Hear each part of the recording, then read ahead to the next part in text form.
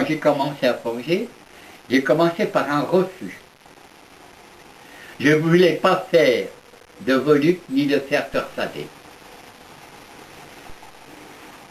Il t'est arrivé à vendre quand même? On avait du mal à vivre, mais on en vivait quand même. Parce que c'est vrai que le fer torsadé, ça se vend bien. Enfin, Mais alors, quand j'ai fait le salon des ateliers d'art, j'ai déboussolé tout le monde. Il y avait ceux qui... Alors, j'ai vu des gens qui étaient contre le fer forgé, qui m'achetaient, et ceux qui étaient pour le fer forgé ne me prenaient rien. Mais j'ai déboussolé tout le monde au salon des ateliers d'art. Des objets forgés qui n'avaient pas la forme des autres objets.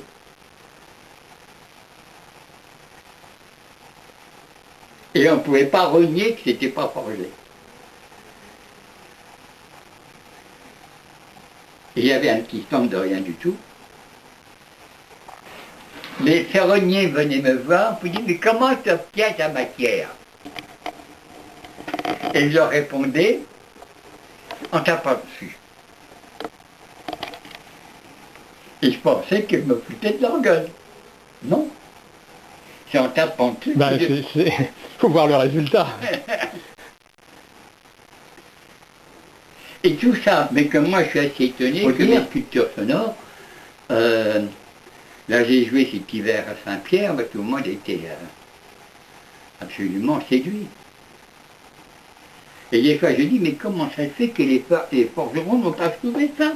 Moi je l'ai trouvé, les autres auraient pu les trouver. Moi je pense qu'il y en a d'autres qui l'ont trouvé. Mais il n'y en a pas beaucoup. Hein.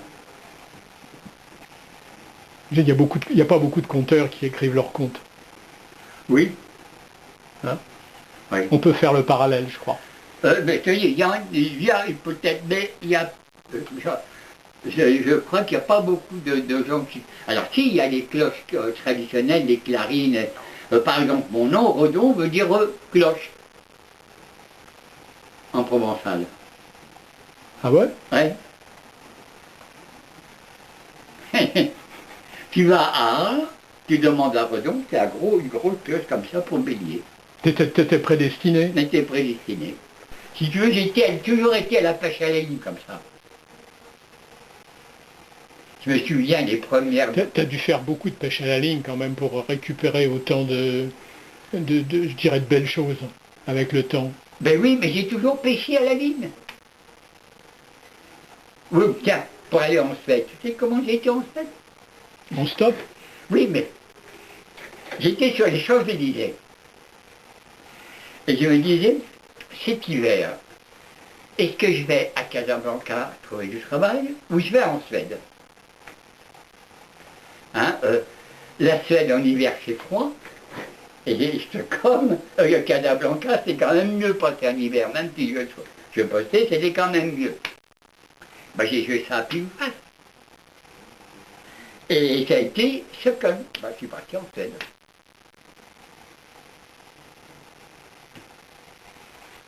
J'ai pris mon sac et puis je suis parti. Mais t'as pas eu froid? Par exemple, ah bah si, mais bon, j'ai fait la plonge à Stockholm. Et tu sais comment j'ai obtenu mon boulot? Ben, tu sais, quand, je ne sais pas comment c'est à présent, mais à l'époque, l'alcool était très réglementé. Tu avais le droit à 1 litre d'alcool par mois. Et puis tu pouvais prendre du vin à volonté, mais il faut l'acheter dans un magasin spécial. Si tu en prenais de trop, tu n'avais pas ton droit d'alcool. Bon.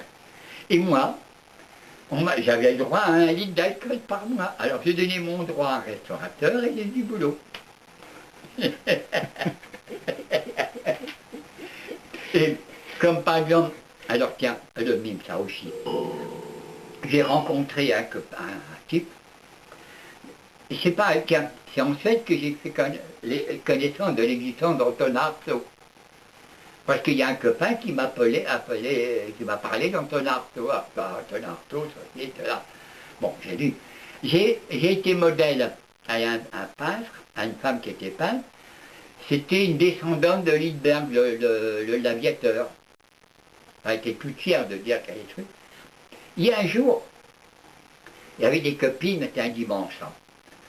et ils me disent, je leur dis, tiens, tu sais, j'ai connu un petit café dans la vieille ville qui est vachement sympa, on a qu'à y aller. On y va. Je ne sais pas pourquoi. Je leur fais un peu de mine, que je sais faire un truc, comme ça, je commence à leur faire des trucs. Bon. Et puis à un moment, le patron, il dit à tout le monde de partir. Il dit non, non pas vous. Vous restez. Bon, on reste.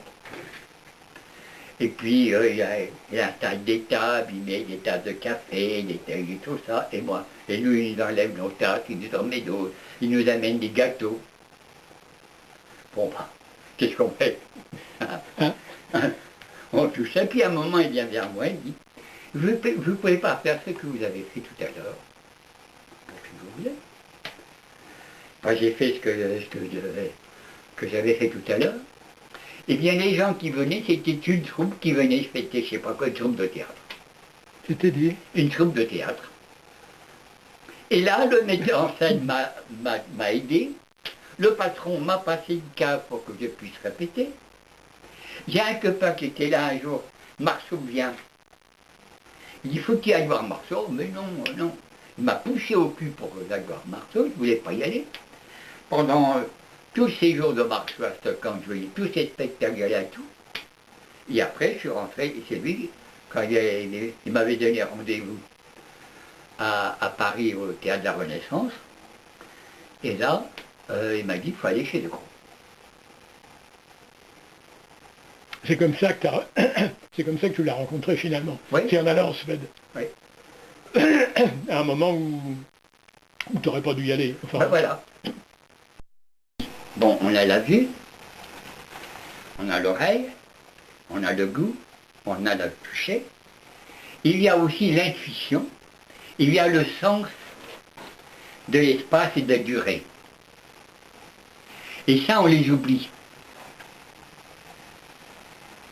En fin de compte, quand tu fais, par exemple, tu dois compter avec tout ça, avec l'espace.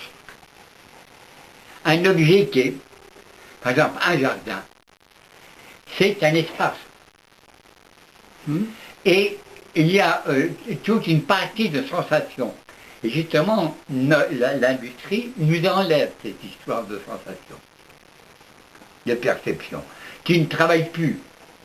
Ce travail que j'appelle l'intelligence sensorielle, et non plus avec l'intelligence mentale. C'est tes sens qui te font raisonner.